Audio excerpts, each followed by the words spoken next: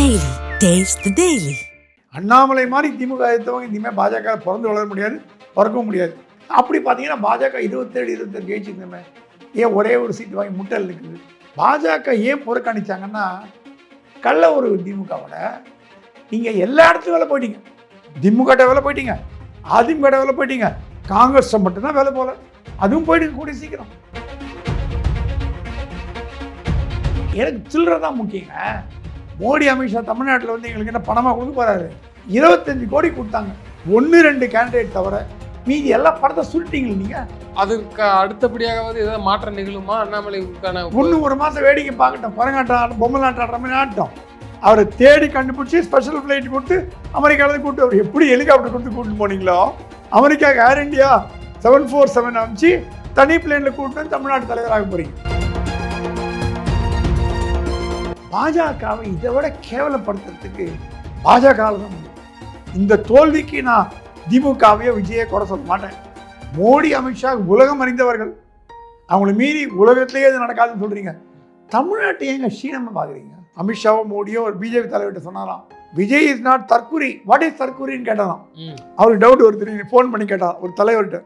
தற்குறி means இம்மெச்சூருங்க அப்படின்னு சொல்லுங்க. நோ இஸ் மெர்குரின்னாராம். அப்பயே கணிச்சிட்டாங்க பிஜேபி தலைவர். நீங்கள் என்ன பண்ணிக்கலாம், அண்ணாமலை தலைமையில் 234 போட்டிருந்தீங்கன்னா 50 சீட் ஜெயிச்சிருக்கலாம், 60 சீட் ஜெயிச்சிருக்கலாம். அப்போ என்ன பண்ணிக்கலாம், கமாண்டிங் இருக்கலாம். 2 திராவிட கட்சியும் ஒழிச்சாச்சு. விஜய் நானும் எதிர்கட்சியில் உட்காடுறேன். ஏன்னா விஜய்க்கு 100 வந்து அண்ணாமலைக்கு 50 வந்துருந்தா மீதியை வந்து திமுக அதிமுக ஷேர் பண்ணிக்கணும். 2000 அண்ணாமலை வந்துருப்பாரு. அப்போ ஃபைட் பிட்வீன் விஜய் அண்ட் அண்ணாமலைன்றதா அண்ணாமலை எதிர்பார்த்தார். திராவிட பாஜகனா சுர்ரு கோமட்டம் வருது, ட்ரோல் பண்ண தெரியுது. உண்மையை உணர்ந்தீங்களா நீங்கள்? எந்த நிலைமை இருக்குது? நோட்டா கீழே போச்சு, நோட்டா கீழே பள்ளம் தோண்டி அது கீழே போகும்போது கோவரும், முக்கு மேலே கோவரும்.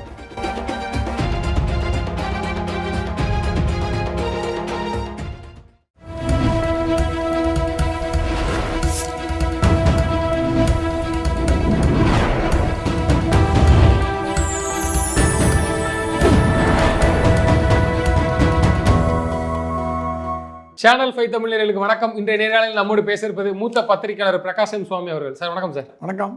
தேர்தல் முடிஞ்சிட்டு ரிசல்ட்டும் வந்துருச்சு. இன்னொரு பக்கம் என்னன்னா, பாஜக படு தோல்வி. பாஜகவுக்குள்ள இந்த தேர்தல் முடிவுக்கு அப்புறம் என்ன சார் நடக்க போகுது? எதுவும் பிளான் வச்சிருக்காங்களா? மீண்டும் அண்ணாமலை வர்றதுக்கான வாய்ப்புகள் இருக்கிறதா? உள்ளுக்குள்ள நடக்கிறது என்ன பாஜகவுக்குள்ள? இந்த தேர்தலையே மரணாடி திமுக கூட சொல்ல மாட்டேன், பாஜகவுக்கு மரணாடி கொடுத்துட்டாங்க ஜனங்க. ஒரு விஷயத்தை கவனிச்சிங்களா, திமுக எதிர்ப்புன்றால இருந்திருக்கு, விஜய் ஆதரவால் இருந்திருக்கு. ஓகே, திமுக எதிர்ப்பு அலையில் விஜய் வந்திருக்கலாம், விஜய் ஆதரவு அலையில் விஜய் வந்திருக்கலாம். நம்ம உதாரணத்துக்கு 2 பிரிச்சுப்போம். திமுக எதிர்ப்பு அலையில் விஜய் வந்தார், சரி, அது ஒரு பாயிண்ட். 2 கன்சிடரேஷன். அப்படின்னா திமுக எதிர்ப்பு அலையில் பாஜக 27 சீட் ஜெயிச்சிருக்கணுமே. திமுக எதிர்ப்பு 5 ஆண்டுகள் கண்ணில் விரல் விட்டு ஆட்டினார் ஸ்டாலின். உங்களை கோபேக் மோடியிலேருந்து கருப்பு பல்லூர்லேருந்து கண்ணில் விரல் விட்டு ஆட்டினார். உங்களால் தூங்க முடியல. பில்லெல்லாம் கீழ்ச்சி அறிஞ்சார். லோக்சபாவில் பார்லிமெண்ட்லலாம் திமுக காங்கிரஸோட கடுமையாக எடுத்தது. ஸோ திமுகவின் எதிரி அதிமுகவோட பாஜகன்னு நீங்கள் சொல்கிறதுல சந்தோஷப்பட்டீங்க. அண்ணாமலை நேரடி கொண்டு போனார். அண்ணாமலை மாதிரி திமுக எடுத்தவங்க இனிமேல் பாஜக பிறந்து வளர முடியாது, பிறக்கவும் முடியாது, அது வேறு விஷயம். அப்படி பார்த்தீங்கன்னா பாஜக 27 ஜெயிச்சிருந்தமே, ஏன் ஒரே ஒரு சீட் வாங்கி முட்டல் இருக்குது. ஏன்னா ஜனங்க அறிவார்ந்தவர்கள் ஆகிட்டாங்க. இந்த மாதிரி நீங்கள் பொய் சொல்லி ஏமாத்தந்தி உங்களை மாதிரி யூடியூப் பண்ண புண்ணியம் எல்லா கடக்கோடி கிராமத்தில் கூட சேனல் 5 பார்க்குறாங்கன்னா அரசியல் அறிவு கற்றுக் கொடுக்குறீங்க. நீங்கள் என்ன மாதிரி பல பேரை கூப்பிட்டு வச்சு நிறையா பேரை கூப்பிட்டு வச்சு பேசுறதுனால நீங்கள் வந்து சேனல் 5 இண்டிபெண்ட்டாக எல்லா கட்சியும் கூப்பிட்றீங்க, எல்லாரையும் கூப்பிட்றீங்க. பல்வேறு வகையான கருத்துக்கள் உள்வாங்கிக்கிறான். உங்கள் சேனலையும் பார்க்குறான், மற்ற சேனலையும் பார்க்குறான், பக்க சேனலையும் பார்க்குறான், எல்லா சேனலையும் பார்த்துட்டு அவன் ஒரு முடிக்கு வரான். நம்ம பேசுகிறதெல்லாம் நல்லா கூர்ணிப்பாக கவனிக்கிறோம். அன்றைக்கி எங்கேயோ காரில் போகும்போது டீ கடை, நான் எப்பவுமே டீ கடைலாம் பேசுவேன், என்னங்க யாருக்கு ஓட்டு போட போகிறீங்கன்னு. அந்த யூடியூப்பில் பட்சங்க இது பார்த்தேங்க, என்ன இப்படி பண்ணுறாங்களா அவர், எப்படி தெரியும்? நான் யூடியூப் வந்து சரியாக தான் இருந்தேங்க. மக்கள் அறிவார்ந்தாயிட்டாங்க. ஸோ பாஜக ஏன் புறக்கணிச்சாங்கன்னா, கள்ள ஒரு திமுகவோட அண்ணாமலை தான் கற்றுனார். ஃபைலாக கொடுத்தாரு. File number 1, part number 1, part number 2, part number 3 கொடுத்தாரு. கவர்னர்கிட்ட கொடுத்தாரு, அமித்ஷாட்ட கொடுத்தாரு. எஃப்ஐஆர் போட முடிஞ்சதா கேன்னு மேலே? உள்குத்தா? மாப்பிள்ளை மகன் விவகாரமா? எல்லாம் தெரிஞ்சு போச்சு. திராவிட பாஜகவா? கை நீட்டி காசு வாங்கிட்டீங்களா? வீக் கேண்டிடேட்டாக போட்டிங்களா? ஏமாவிலாம் எங்கன்னா யாராவது கேண்டிடேட் போடுவாங்களா? அதிமுக தட்டி விட்டுது வேறு விஷயம். நீங்கள் புதுசாக பண்ணி நீங்கள் எல்லா இடத்துலையும் வேலை போயிட்டீங்க. திமுக வேலை போயிட்டீங்க, அதிமுக வேலை போயிட்டீங்க, காங்கிரஸ் மட்டும்தான் வேலை போகல. அதுவும் போயிடுங்க கூடிய சீக்கிரம். இப்படி மட்டும் வந்தது. இப்படி பண்ண அதுக்கு பேர் என்ன பேர் சார்? பேர் எனக்கு சில்லறை தான் முக்கியங்க. மோடி அமித்ஷா தமிழ்நாட்டில் வந்து எங்களுக்கு என்ன பணமாக கொடுக்க போறாரு? கௌரவமாக இருந்த கட்சி தமிழக பாஜக அண்ணாமலை நடத்தினது இன்னைக்கு சில்லறை கட்சியாக மாற்றி வச்சுட்டாங்க. சில்லறை நோட்டாக்கு 18லேருந்து நோட்டாக்கு போச்சு. 25 கோடி கொடுத்தாங்க பாஜக வேட்பாளர்களுக்கு. 1-2 கேண்டிடேட் தவிர, ராம சீனிவாசன், ஐயாசாமி, அந்த மாதிரி ஒரு விஜயதாரணி, மீதி எல்லா படத்தை சுருட்டிங்க. நீங்கள் 1 கோடியை செலவு பண்ணிட்டு ஒரு தொகுதியோட பாஜக சொன்னால், சார் டீ கூட தர மாட்டேங்கிறாங்க சார், பணம் சென்னையில் தான் டீ கூட தர மாட்டேங்கிறாங்க சார். அதிமுகனால வேலைச்சேரி ஓடி போட்டான், பாஜகனால பக்கத்து தொகுதி ஓடி போட்டான், இங்கே டி நகர் எங்கே ஓடி போட்டான், சத்யா கூப்பிடுறாருன்னு. பணத்தை சுருட்டிங்களே நீங்கள். ஒரு எல்லா வேட்பாளரும் சொல்கிறேன், முக்கால்வாசி வேட்பாளர். அப்புறம் உங்கள் நோக்கமே பணம் பண்ணதான் தேர்தலில் நிற்கிறீங்களே தவிர கட்சியை வளர்த்து எடுக்கணுன்ற எண்ணம் எங்கே இருக்குது? அண்ணாமலை அமெரிக்கா போயிட்டார், 1 மாதம் வர போகிறது இல்லை. அமெரிக்கா போயிட்டாங்களா? அமெரிக்கா போயிட்டார். டாடா பாய் பாய், வேடிக்கை அங்கேருந்து பார்க்குறேன்னு போயிட்டார். அதற்கு அடுத்தபடியாகவது ஏதாவது மாற்றம் நிகழுமா? அண்ணாமலைக்கான இன்னும் 1 மாதம் வேடிக்கை பார்க்கட்டும். குரங்காட்டம் பொம்மை நாட்டம் ஆடுற மாதிரி ஆட்டம். அவர் ரொம்ப கிளவருங்க. அவரை தேடி கண்டுபிடிச்சி ஸ்பெஷல் ஃப்ளைட் கொடுத்து அமெரிக்காவிலேருந்து கூப்பிட்டு, அவர் எப்படி ஹெலிகாப்டர் கொடுத்து கூப்பிட்டு போனீங்களோ, அமெரிக்காவுக்கு ஏர் இண்டியா 747 அனுப்பிச்சு தனி பிளேனில் கூப்பிட்டு தமிழ்நாட்டு தலைவராக போகிறீங்க. அது வரைக்கும் அவர் அமெரிக்காவில் ஓய்வு எடுக்க போயிட்டார், ஃபேமிலியோடு போயிட்டார். அவர் சொல்லிட்டு தான் போனார். ஸோ இப்போ என்ன நடக்க போகுது? பாஜகவை இதை விட கேவலப்படுத்துறதுக்கு பாஜகவில் தான் முடியும். இந்த தோல்விக்கு நான் திமுகவையோ விஜயை குறை சொல்ல மாட்டேன். என்ன வேலை பண்ணீங்க? இவரே பாஜக உண்மையான தலைவர்கள்லாம் நொந்து போய் கிடக்கிறாங்க. முக்கியமான தலைவர் பேச 40 வருஷம் வாழ்ந்த கட்சிங்க. நாங்கள் ரங்கராஜன் குமாரமங்கலம், சுகுமாரா நம்பியார் போன்றவர், ஜனா கிருஷ்ணமூர்த்தி, இலா கணேசன், எச் ராஜா, ஆளுமைகள் மிட்ட கட்சிங்க. சாதா கட்சி இல்லை. ஜனா கிருஷ்ணமூர்த்திலாம் பஸ்ஸில் போவார், பஸ்ஸில் போயிட்டு வருவார். 21 இயரில் எவ்வளோ வாட்டி பார்த்துருங்க. அவர் நல்லா இருக்கீங்களான்னு கேட்பார். ஏன் சார் பஸ்ஸில் வரீங்க, என்ன தப்பு பஸ்ஸில் வந்தா? என்கிட்ட அவ்வளோதான்ப்பா காசு இருக்கு. இல்லை, அவர்கள் எல்லாமே ஆர்எஸ்எஸோட வளர்ப்பில் வந்தவங்க. இவங்க பல வாட்டி ஆர்எஸ்எஸ் தமிழ்நாடு பாஜக கை விட்டுருச்சுன்னா கை விட்டு. ஏன்னா ஆர்எஸ் கத்தி பார்த்தது அதிமுக கூட்டணி வேணாங்க வேணாங்க வேணாங்கன்னு. மகாராஷ்டிராவில் பாஜக ஜெயிக்க வச்சு யார் தெரியுமா? ஆர்எஸ்எஸ். இல்லை, எல்லா இடமே நானே சொல்கிறேன். ஊட்டியில் நான் இதை பேசியிருக்கோம். நம்ம ஊட்டியில் பாஜக ஜெயிக்கும் நான் 3 மாதம் முன்னாடியே சொன்னேன். பாஜகவில் இல்லை, ஆர்எஸ்எஸ்னால அப்படி களப்பணி பண்ணாங்க. சண்முகநாதன் கோயம்புத்தூரில் உட்காந்துட்டு ஊட்டியில் கான்சன்ட்ரேட் பண்ணார். 6 மாதம் 1 வருஷமா சண்முகநாதன்ஜி ஆர்எஸ்எஸ் தலைவர். அந்த மாதிரி பீப்புள் எல்லாம் வச்சுட்டு கோட்டை விட்டீங்களே. நிச்சயமா சார். அதே நேரத்தில் வந்து 4 பேர் சொல்கிறோம். திரு எல் முருகன் அவர்கள், வானதி சீனிவாசன் அவர்கள், நயினார் நாகேந்திரன் அவர்கள், தமிழிசை அவர்கள். இந்த 4 பேர் தான் காரணமா? இல்லை இவங்களுக்கு ஒரு படி மேலே ஒரு 2-3 பேர் இருக்காங்க, அவங்க திருகுறாங்க, இவங்க ஆடுறாங்க அப்படின்னு சொல்கிறாங்க. ஏன்னா அந்த 4 பேர் இவங்க ஆல்ரெடி தெரிஞ்சு போச்சு இவங்க லட்சணம். இதை எல்லாரும் பேச ஆரம்பிச்சிட்டாங்க. அந்த மேலே இருக்கிறது யார் சார்? மேலே இருக்கிறது மத்திய அமைச்சர்கள், தமிழக மத்திய அமைச்சர்கள். ஜெய்சங்கர் விட்டுருக்கு, பாவம், அவர் வந்த மும்புக்கு வரமாட்டார். மீதி மத்திய அமைச்சர்கள், பியூஷ் கோயல். நான் என்ன சொல்கிறேன், மோடி அமித்ஷா உலகம் அறிந்தவர்கள். அவங்கள மீறி உலகத்திலேயே இது நடக்காதுன்னு சொல்கிறீங்க. தமிழ்நாட்டை ஏங்க சீனமாக பார்க்குறீங்க? தமிழ்நாடு என்ன அவ்வளோ கேவலமான பூமியா? பாஜக காலில் போட்டு அவங்க பார்க்குறாங்களா? இங்கே இருக்க கும்பல் பார்க்க வச்சுதா? டிஸ்மிஸ் பண்ணுறதுக்கு தைரியம் இல்லை. ஓகே, ஒரு கவர்னர் ரிசைன் பண்ணிட்டு எம்எல்ஏ பற்றி கேட்குறேன்னா கொடுக்க முடியாதுன்னு சொல்கிறது. அழுதாங்கன்னா நான் கூட திருப்பி அழுவேன், ஏன் நான் மந்திரி ஆக்குங்கன்னு கொடுத்துருவீங்களா? அப்போ என்ன எமோஷனில் போகிற கட்சியாது? காலை பிடிச்சிட்டு அழுதாங்க சார், நான் என்ன சார் பண்ணுறது? எட்டி போதீங்க, காலை பிடிச்சி அதை எட்டி போதீங்க. ஏன் வீக்காரீங்க? அதானே கேட்குறேன், ஏன் வீக்காரீங்கன்னு கேட்குறேன். இப்போது உங்களுக்கே தெரியும், கடைசி நேரத்தில் ரிப்போர்ட் ஐபி போயிடுச்சு. போனியாவது 10 நாளைக்கு முன்னாடி கொடுத்த ஐபி ரிப்போர்ட்டு 0 சீட்டு தான். ஏதோ தப்பி போச்சு, தம்பிரான் பொண்ணு அந்த மாதிரி போஜராஜன் ஜெயிச்சிட்டார். நல்ல மனுஷன், ஜெயிக்க வேண்டியவர் தான். அவர் ஜெயிச்ச காரணம் ஆர்எஸ்எஸ்ங்கன்னு சொல்லிட்டேன். என்ன பண்ணீங்க? தமிழ்நாடு அவாய்ட் பண்ணிட்டு வெஸ்ட் பெங்காலில் போயிட்டீங்க. நாசமாக போட்டோம், குட்டி தவறாக போட்டோம். அமித்ஷா மயிலாப்பூரையும் ஒரு தொகுதி கேம்பெயின் பண்ணல.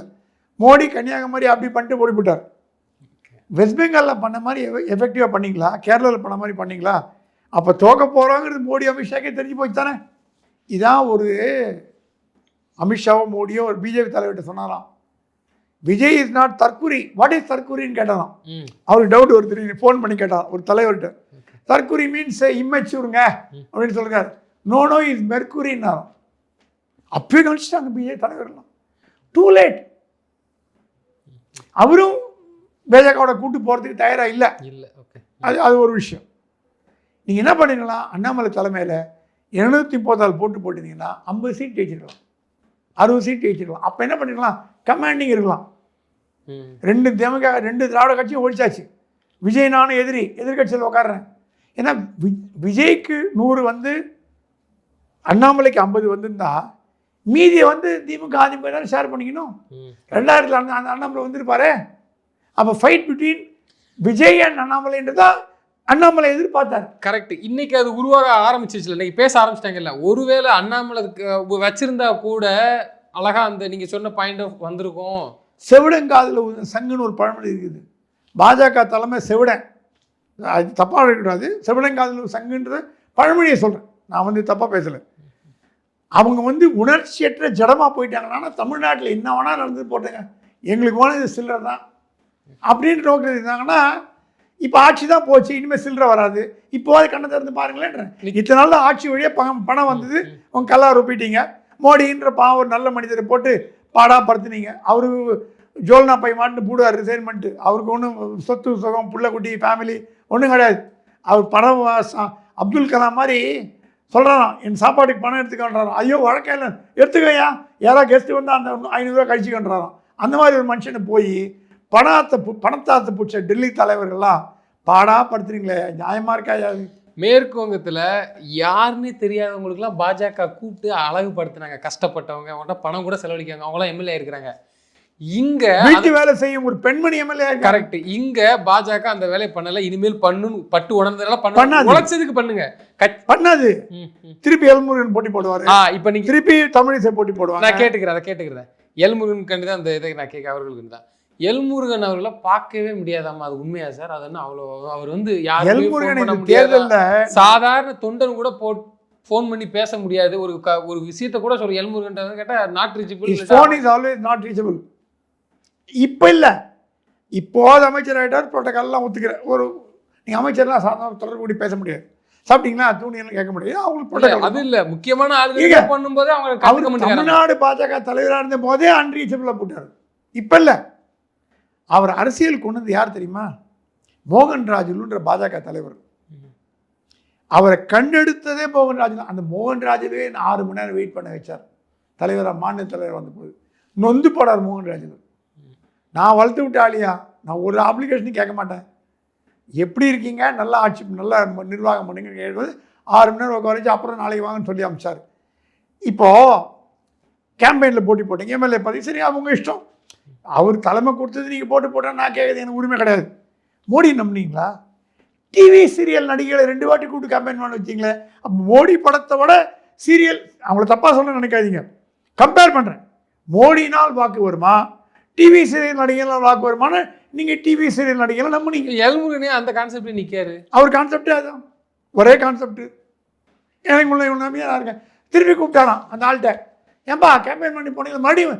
ஐயோ தலைவர், மற்ற ஊர்லாம் கேட்குறேன், நிறுத்து திருப்பி எங்கள் ஊர்லேயே வந்து கேம்பெயின் 2வது வாட்டி போய் கேம்பெயின் பண்ணேன். ஏன்னா எல்லா மக்களுமே கேட்க ஆரம்பிச்சிட்டாங்க. ஏற்கனவே அவர் இந்த ஃபங்க்ஷன், பொங்கல் ஃபங்க்ஷனுக்கு அங்கே போய் நடிகரை கூட்டு போய் நிப்பாட்டுறது வைக்கிறது, இதுலேயே அவர் மும்முரமாக இருக்காரு. அவர் வேலையே இதானா இல்லை வேறு வேலையே கிடையாது. மக்கள் கடைக்கோடி மக்கள் ட்ரோல் பண்ணுவீங்க, பொம்பளை பொறுக்கிப்பீங்க, இல்லாதெல்லாம் சொல்லுவீங்க. நான் ஜெயிச்சிட்டேன்னு எத்தனை பேருக்கு தெரியும்? இது என்ன சொல்ல வரேன்னா, தலைவர்களை விமர்சனம் பண்ணவே கூடாதுன்னு. அப்போ என்ன பாஜக என்ன சுயம்புவா? இன்னும் அப்பழுக்கு மோடியை விமர்சனம் பண்ணக்கூடாது. ஏன்னா அவர் தியாகி, அவர் தப்பு பண்ணா கூட மன்னிச்சுட்டு போகக்கூடிய இல்லை குடும்ப கட்சியா இது. அவர் குடும்பமே இல்லை அவருக்கு. இல்லை பாஜக விமர்சிக்கவே கூடாதுன்னா அது என்ன குடும்ப கட்சியா? அது திமுக மட்டும் இருக்கலாம், அதிமுக இருக்கலாம்.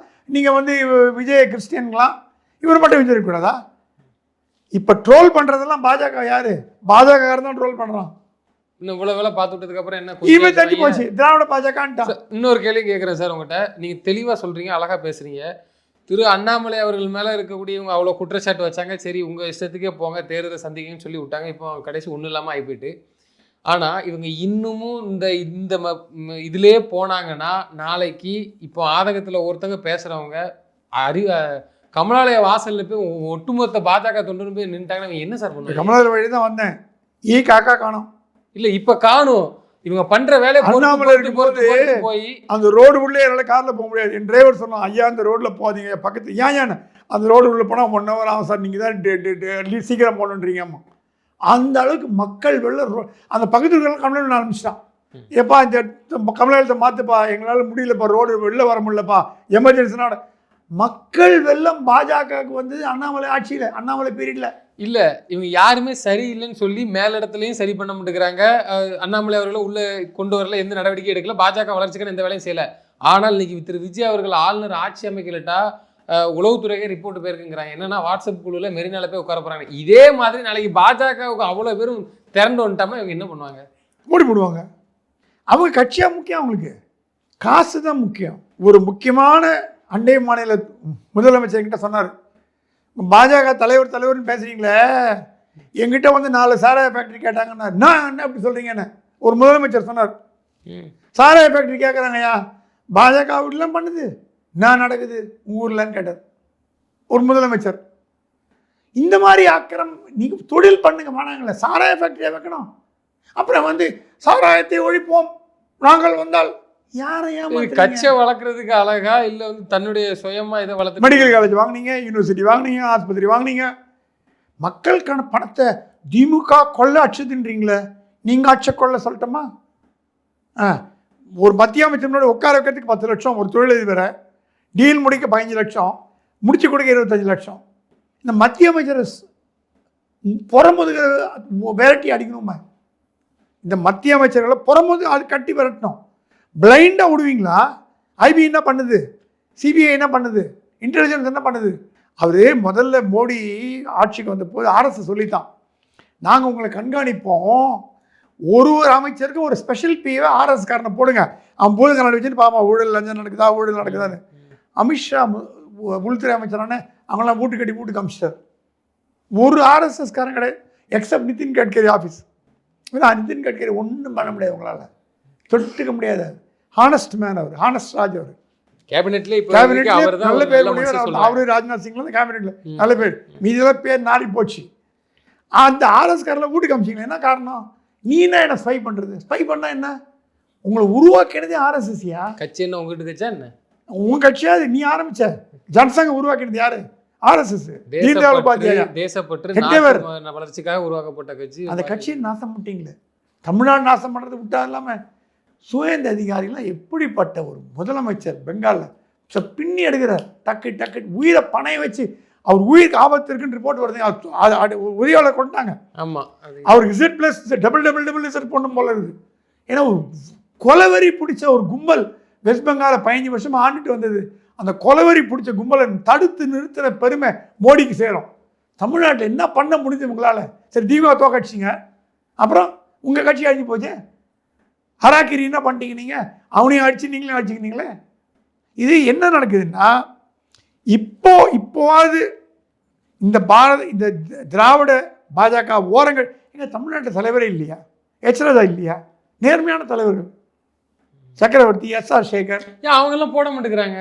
திருப்பதி நாராயணன் சக்கரவர்த்திலாம் வந்து டாலஸ்ட் லீடருங்க. அவர் ஹைட்டில் மட்டும் இல்லை, நல்ல எந்த படமும்.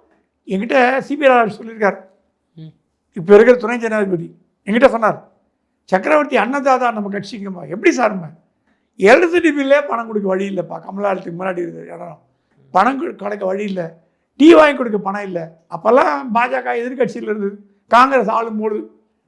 அதுக்கு முன்னாடி நான் சொல்கிறேன், ஜனசங்கம் இருக்கும்போது சக்கரவர்த்தி மாதம் 2000 செலவு பண்ணார், அன்னதாதான் பார். அப்படிப்பட்ட தலைவர்களாம் மறந்துட்டீங்களாயா? நேற்று இப்போ எதிர்கட்சியிலேருந்து போடி வந்தவன், காங்கிரஸ்லேருந்து வந்தவன், அதிமுகலேருந்து வந்தவங்களாம் சேர்த்து வச்சுட்டு கொட்டாடிக்கிறீங்களே, இது என்ன நியாயம்? திராவிட பாஜகனா சுர்ரு கோமட்டம் வருது, ட்ரோல் பண்ண தெரியுது. உண்மையை உணர்ந்தீங்களா நீங்கள்? எந்த நிலைமை இருக்குது? நோட்டா கீழே போச்சு, நோட்டா கீழே பள்ளம் தோண்டி அது கீழே போகும்போது கோவம் வரும், மூக்கு மேலே கோவம் வரும், ட்ரோல் பண்ணுவீங்க, அவன் இப்படி பண்ணான், அது பண்ணான், இது பண்ணான்னு. உண்மையை சொன்னால் ஒத்துக்கினையா? பத்திரிகையாளர்லாம் எனக்கு என்றைக்கும் பாஜக விட்டு கொடுக்க மாட்டேன். அதே இடத்துல பாஜக பண்ண தப்பு தான் உண்மையான பத்திரிகையாளர். இப்போது இன்றைக்கி யாராவது போட்டுத்தாங்க, இந்த 12 பேர் பத்திரிகையாளர்களால் தான் திமுக விழுந்ததுன்னு. அது முக்கியமான மகாவிஷ்ணு விட்டாங்க, அது வேறு விஷயம். ஏன் எடுத்துரைப்பா ஏமாறா மன்னர் திருவள்ளுவர் சொல்லியிருக்கார். எடுத்துரைப்பார், எடுத்துரைக்கணும். நீங்கள் ஜிங் சக் ஜிங்கு சக்குன்னு போட்டு பர்சனல் ஃபோட்டோகிராஃபராக போயிட்டு கூட இருந்துன்னு ஜால்ரா அடிச்சு மீசை முடிக்கின்னு எல்லா வேலையும் பண்ணீங்க. எடுத்துரைச்சிருக்கணும். கலைஞர் சொல்வார், திட்டி எடுத்துப்பா திமுகவை. 96ல் 97ல் முதலமைச்சர் நான் அமெரிக்கா போகிறேன்னு. எதுக்குன்னு? நீங்கள் முதலமைச்சரான்னு. ஓ அந்த அம்மா திட்டின மாதிரி என்ன திட்டியா? யார் முதலமைச்சர்? திடீர்னு அமெரிக்கா போ இல்லை அது போல தலைவர், நீ முதலமைச்சர் அமெரிக்காவில் வேலை கட்சிக்கு போகிறேன்னு. நீ 2 வருஷம் இருந்து தப்பு பண்ண கண்டுபிடிக்கணும்னு பார்த்தா நீ ஓடி போட்டியே. நீ செல்லமாக திட்டினார். அதுதான் அரசியல்வாதியோட ஆளுமை. ஜெயலலிதாவை கடுமையாக எழுத்த பிரகாஷ் சாமி என்னையும் எதிர்க்கணும் அப்படின்னு நான் 6 மாதம் டைம் கொடுங்கன்னு அமெரிக்காவில் எதிர்க்க போறியா அப்படின்னு கேட்டார். அந்த மாதிரி ஆட்சியாளர்கள் பத்திரிகையாளர் கூட வைக்காம திமுகவுக்கு ஜால்ரா போடுற பத்திரிகையாளர் நல வாரியத்தில் யாரெல்லாம் போட்டீங்க? ஜிங் சக் ஜிங் சக் ஜிங் சக். ஒரு பத்திரிகையாளருக்கு தொகை அடிச்சிட்டாங்க. ஒரு பத்திரிகைக்காரனுக்கு வந்து பென்ஷன் ஒழுங்காக கொடுத்தீங்களா? வீக்லி மாதாந்த பத்திரிகை வருஷாந்த பத்திரிகை வேலை செய்யணும்னா பென்ஷன் போட்டு கொடுத்தீங்க. அவர் இன்னும் பர்சனல் பதவியில் இருக்கார், அவருக்கு பென்ஷன் போச்சு. வீடு கொடுத்தீங்க, எல்லாம் திருத்தனமாக வாங்கிக்கிறீங்க. இந்த மாதிரி பார்த்து எடுத்துரைக்கணுங்க. அதான் நம்ம வேலை. பாஜகவை திட்டுவது பாஜகவின் வளர்ச்சியினால தான். அது வளர்ச்சி அடையணும், நல்ல ஒரு கட்சியாக வரணுன்றத தவிர அது சாபம் கொடுக்குறேங்க இல்லை. பத்திரிகையாளர்கள் நல்ல விஜய் நல்லா பாராட்டுறோம், நல்ல ஒரு ஸ்ட்ராங் ஆகிட்டார் இப்போ. ஆகவே பாஜகவை நாம் குறை கூறுவது பாஜகவை குறித்து மதிப்பிடிப்பதற்கான இல்லை. பாஜக வளர்ந்து ஒரு பெரும் சக்தியாக வளர்ந்து ஒரே ஆசையில் தான் நம்ம இதெல்லாம் சொல்கிறோம். நிச்சயமாக சார். தொடர்ந்து தங்களது கருத்துக்களை பயந்தமைக்கு நன்றி. நன்றி.